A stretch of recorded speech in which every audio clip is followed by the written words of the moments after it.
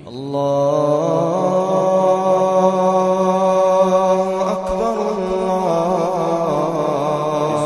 الرحمن الرحیم۔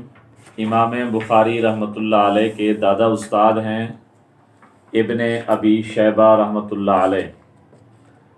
یہ ان کی حدیث کی کتاب ہے، 9 جلدوں میں مکتبہ امدادیہ ملتان سے چھپی ہے۔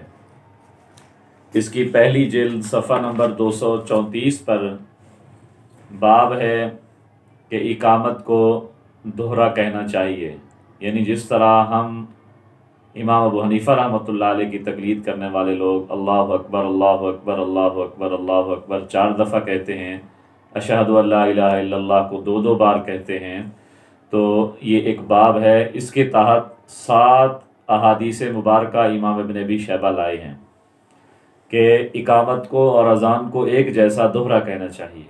اس میں پہلی روایت ہے ان علی کان یقول الاذان والاقامہ مثنی، کہ سیدنا علی کرم اللہ وجہہ اذان اور اقامت کو دوہرا کہا کرتے تھے۔ آپ کے پاس ایک مؤذن لایا گیا جو اقامت کو ایک مرتبہ کہا کرتا تھا۔ آپ نے ان کو لیے بد دعا کی، لا ام للآخر، کہ اس کی ماں نہ رہے جب میں نے اس کو اقامت دوہری کا حکم دیا ہے تو وہ اقامت اکہری کیوں کہتا ہے۔